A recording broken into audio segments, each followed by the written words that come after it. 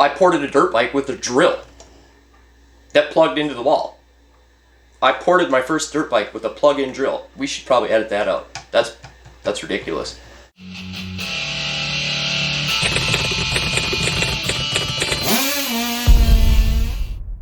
Here we go, guys.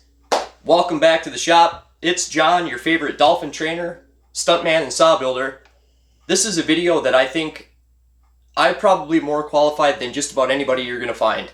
So when it comes to the actual technique and the execution of porting and polishing, I'm about as top of the food chain as you're going to get.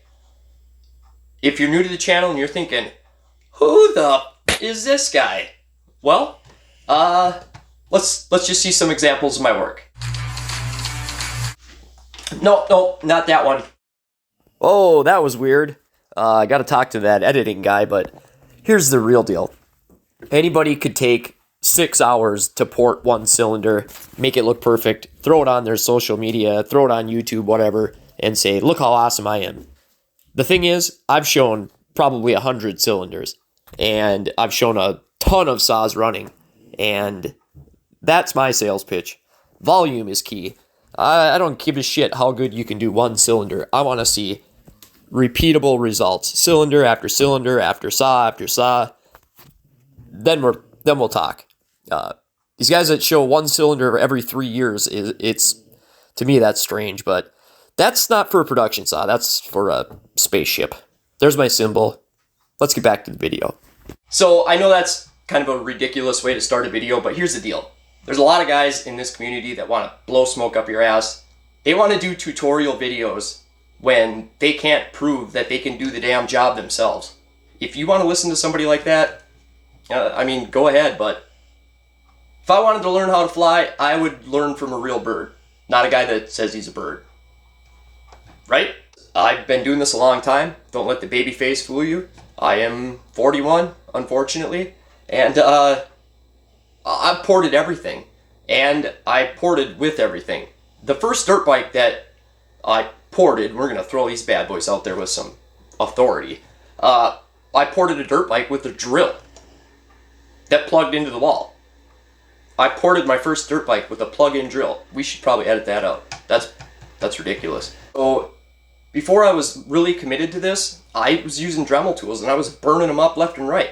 I had no idea that you can get off-brand generic Foredom that works damn good for like 60, 70 bucks. I got mine for under $90 and it came with a handpiece.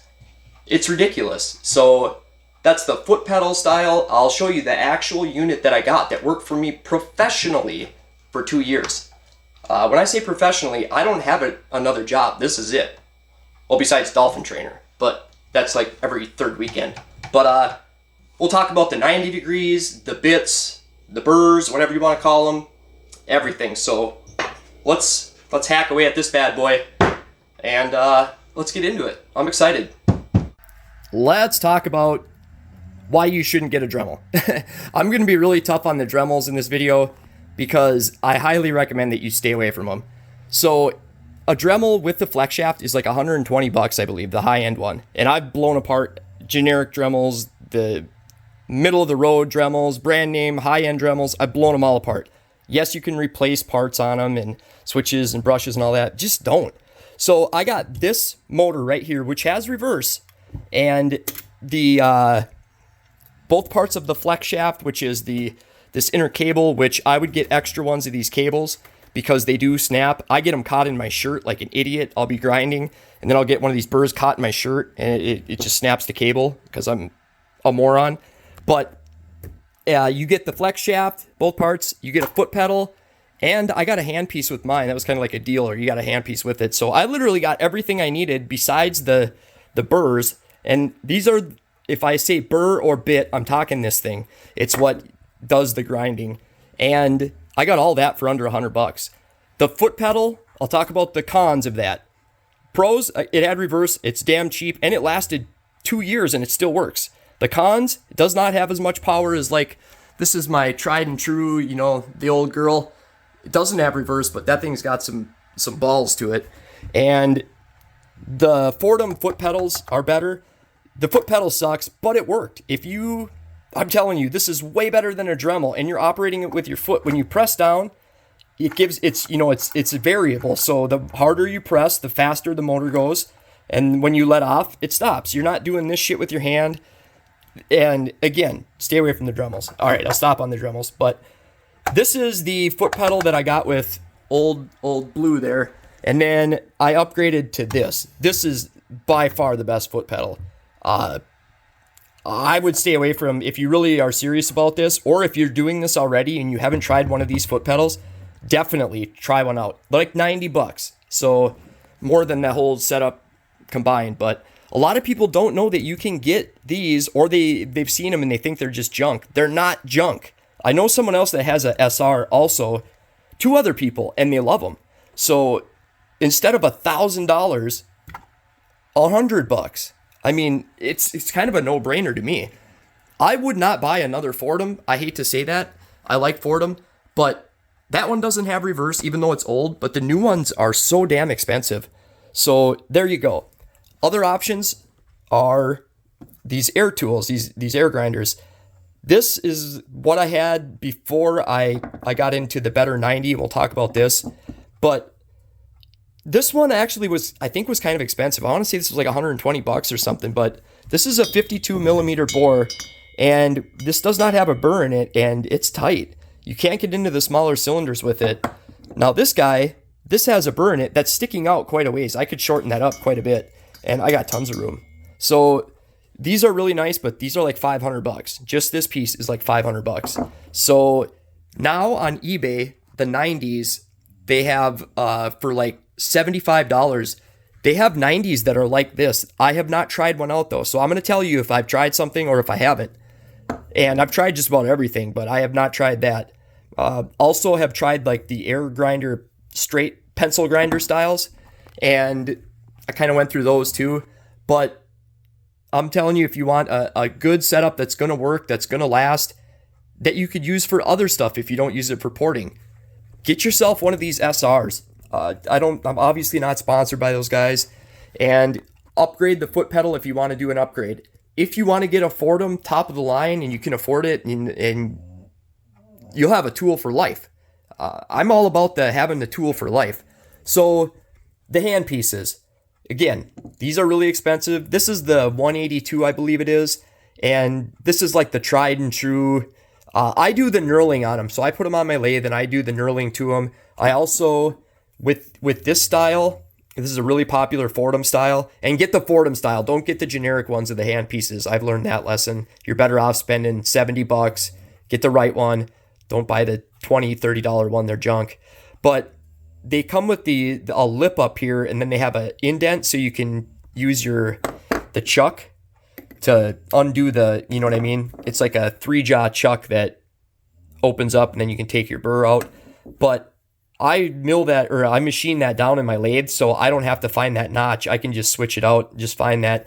You just wouldn't want to put your thumb up here or your finger up here when you're porting, because it's going to spin around and eat your finger for breakfast. But I modify mine is what I'm trying to say. This is another really good one. It's lightweight, really, really good collet, and what do you call that? Not a chuck. It's like a collet. It's a good system though. It really grabs these burrs tight, and you can get into places a little better with them. Again, get the Foredom brand.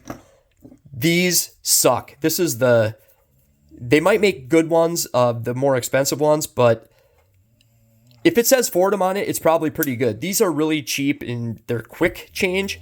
They absolutely suck. Don't get these. I brought it out just to tell you that they suck. And then this is a hammer one. The reason I brought this out is because I bought this thinking it was a handpiece like one of these that spun. It's not. It's a hammer one. I don't ever use it. But there you go. And then I got this one too. This is kind of nice for certain stuff. This is I don't know if they make these anymore. It's a Pfingst, Pfingst, whatever the hell that is, made in Austria.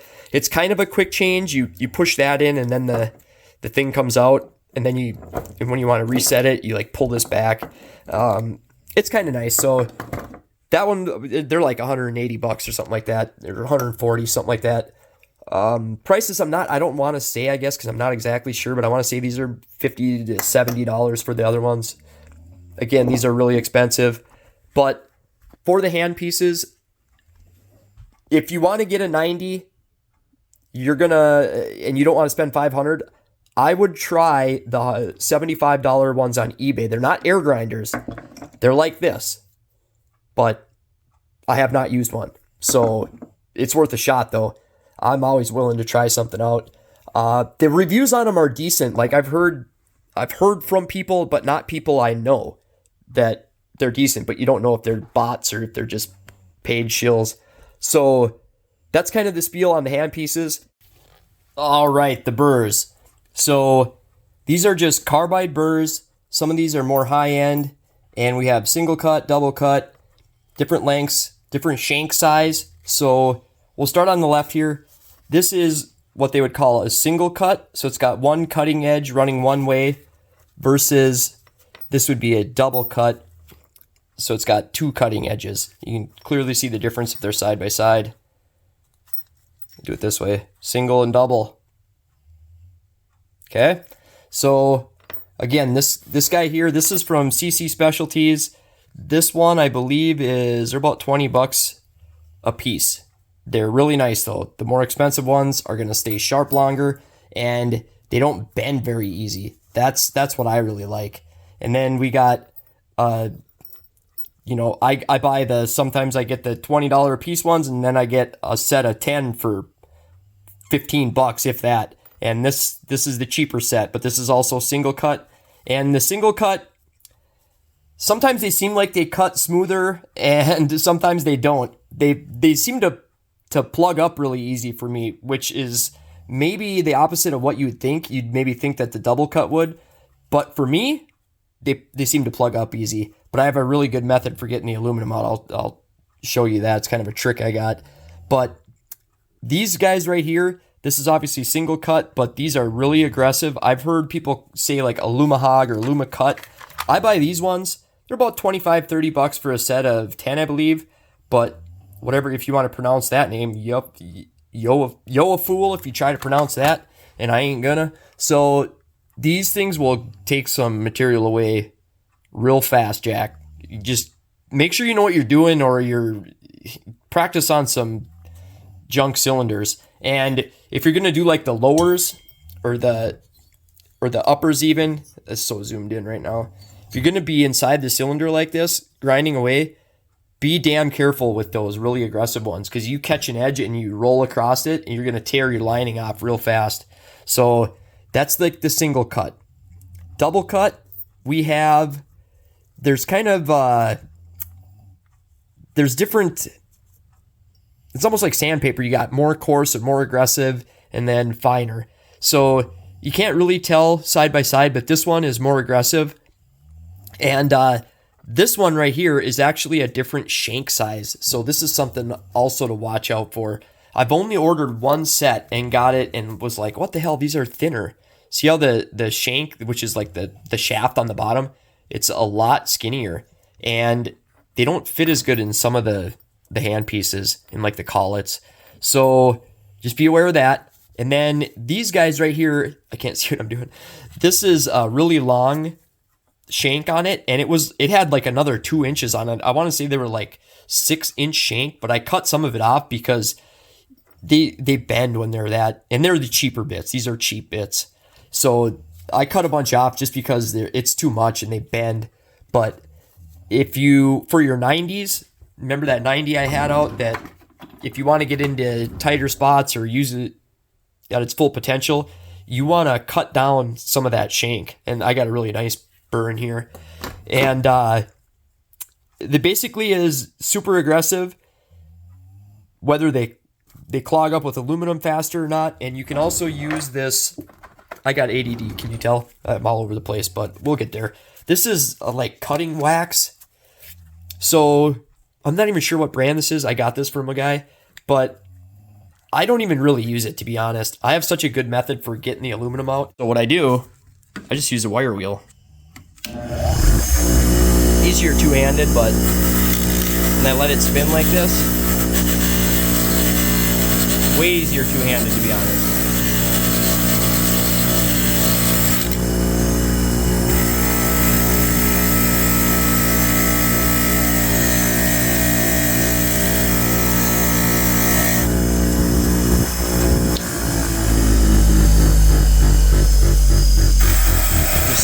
deal.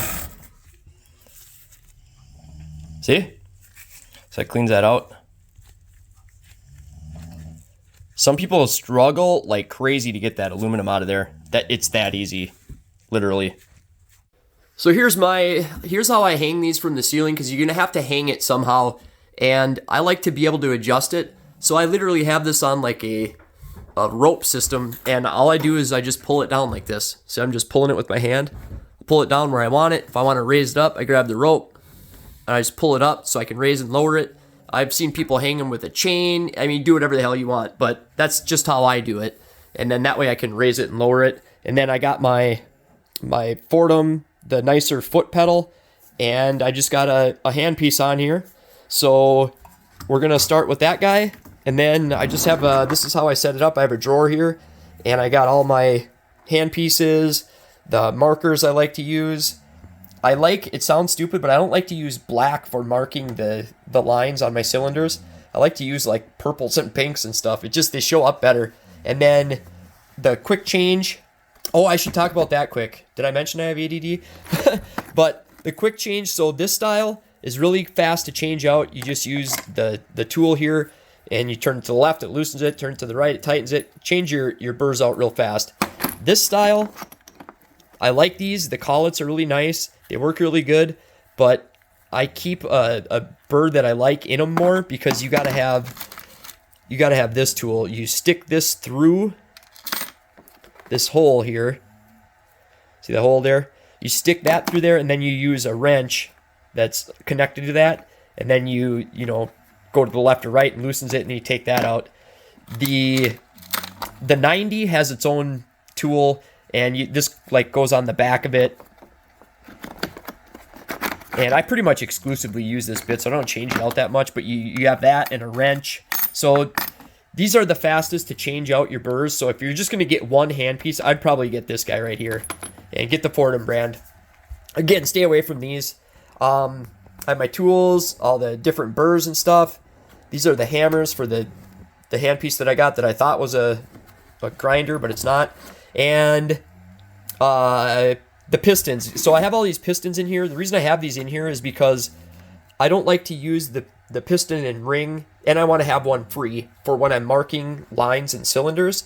So this guy, that's an 064. So this is a 52 millimeter. So I get my 52 millimeter piston and ring, and then I'll pop that ring off when I got two hands, even though I could do it with one hand, no problem. And then I use this ring to draw my lines and do all my stuff, so I'm not messing with the ring and the saw. Not that it really matters, but I mean, I do this professionally, so we got to be pretty thorough here. And a little bit crooked this time, it ain't gonna matter. See, it's crooked. As long as you got the right bore size piston and ring, it's gonna straighten out, and that's why I do that. It's because then you know you have a straight line.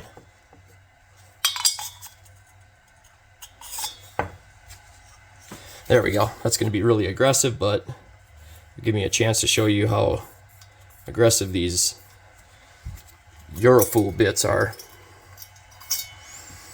Okay, so we have a line for the height, and we are going to start grinding away at that bad boy. So I lung or tonsil my intakes, and it might be hard to actually watch as I'm doing it, but I'm going to show you, that line's pretty far away. I'm going to show you how aggressive these burrs are.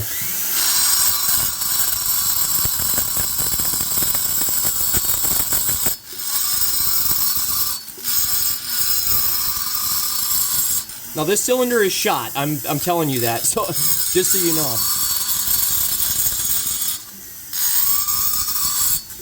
Okay, you see how fast that went?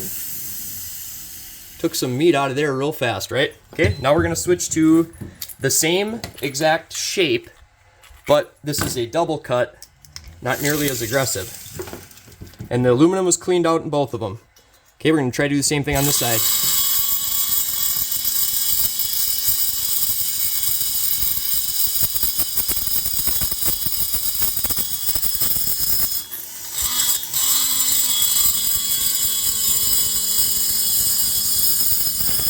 Pressing as hard as I can.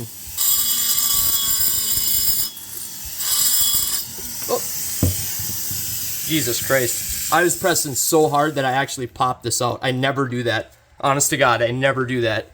So you can see I was pressing as hard as I possibly could. I don't think I've ever done that. So that should give you an idea of how ridiculous those aggressive Aluma cut or Aluma hog aggressive they are. Okay? And then you still can get a decent edge off them, but I would clean it up with this guy.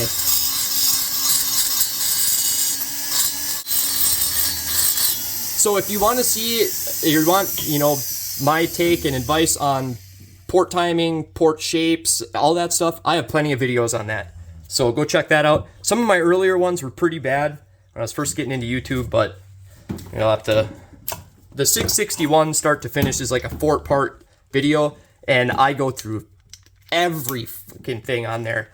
And if you talk a lot and give all the information you can, people get pissed because you're talking too much. And if you don't say enough, they get pissed because you're not giving out information. These guys are just idiots. Like, none of them have any content. None of them have monetized channels. So I give up with it. I just do my thing now. And if you like it, you like it. And if you don't, you're a dick, basically. But yeah, so now let's do a line on the bottom here. And I would be destroying, let's be real clear, I'd be destroying the cylinder if it wasn't already wrecked by doing all this grinding. But this is just for an example. So, we'll go right there. We'll make it really, we'll exaggerate the freaking, how far we would ever go. Okay, so we're gonna go, now you gotta remember, like, if I was going here, I would go to the top of this line. If I was going this, I would go to the bottom of that line. So it looks like it's closer than the other line, but it's still gonna be further away. Now we're gonna try this guy. So this is the Foredom style, and I have done a shitload of grinding with this thing, and I'll show you that it's still really sharp. And for a smaller burr like this, it gets the job done. And you can get way into the corners. This is gonna be hard as I can't really hold it at this angle and do it on camera. Maybe I should do. Okay, let's do the exhaust. We're gonna do the exhaust. It's hard to demonstrate when I'm doing that different side of the port, or the bottom, I should say. So we're gonna get the exhaust roof. We'll get a crazy number again. That's pretty wild. Not a number, a crazy height. Again, I like the brighter colors. Maybe it's just my eyes, but I can see them a little better. So not the best line, but you see I got my line down there. This is just to demonstrate how good and you can get in the corner with these skinnier burrs, but this thing takes material off.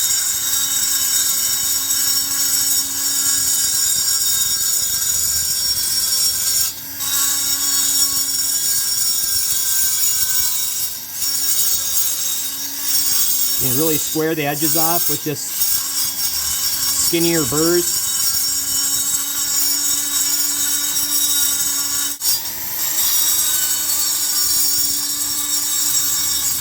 Yeah, it's enough with that one.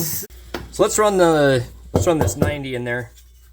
And I don't need to really draw a line for this. Again, if you're interested in porting a million videos, you can check those out. But again, using the single cut, and you wanna, some people really like to get a kung fu grip on this. I'm trying to get it to rattle. I don't like to do it, but see how it rattles like that? It'll do it really bad if it catches. Well, this is crazy. I'm so good at using this thing that I can't get it to do it. There, it kind of did it. See that? If you don't hang on to it tight, there we go. It's gonna rattle. So what I do is I start out here and I just drag it like that. See how it's not rattling now?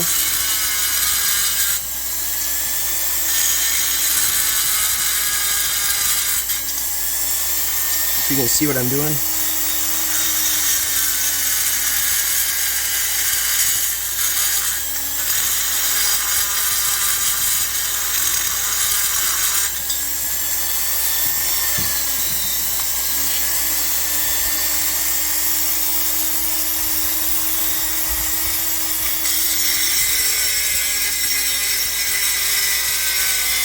On that upper I just did. So I take these spears or balls, whatever you want to call them, And I just run it right on this edge right here.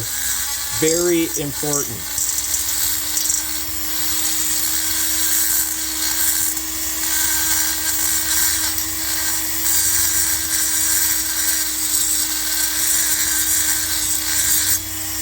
Okay, see how that makes a nice, they call that chamfered edge? Yeah, everything seems backwards to me when I have the camera the other way. Almost like that damn, try this edge right here.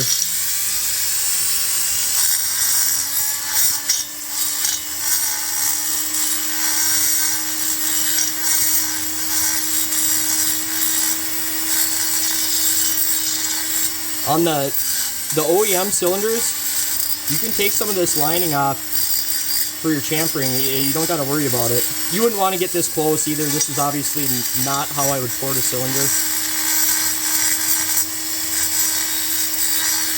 But if you do your chamfering like that, you won't catch a ring.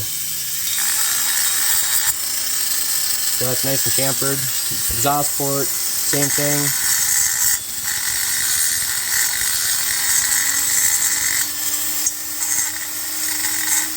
But yeah, I'm going to start losing attention spans real fast if I keep going like this. But there you go. That is the most ridiculously exaggerated lunged intake ever. Holy balls. Look at that sucker. That's ridiculous. But I hope that helps you guys. Again, just a run through. Use old piston rings. It's super nice. Keep your, as long as the pistons aren't just absolutely trashed, you know, you're sticking these down in there and stuff. You don't want to use the rings on saws. And I do all new saws, so that's another part of it. But you don't need to spend $1,000 to get a setup that is going to work damn good. Get extra cables for your grinder. The 90, I'll leave that up to you guys. Don't catch your shirt with your burrs all the time like an idiot like I do. Take your time.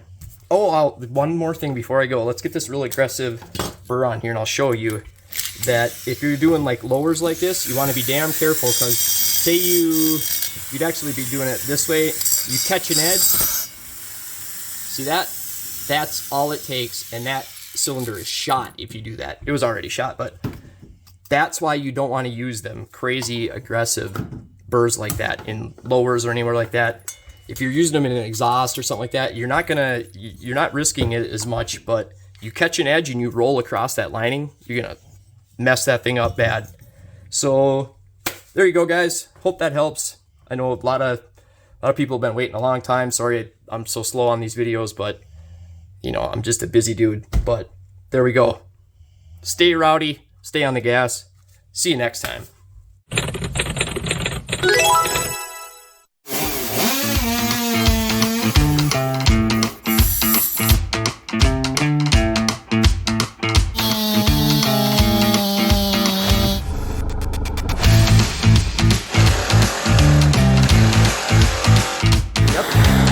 What I think.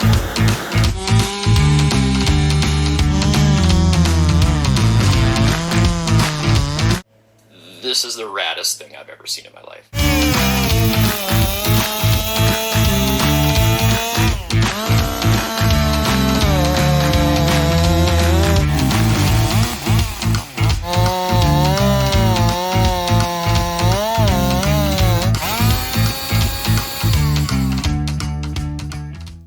Really?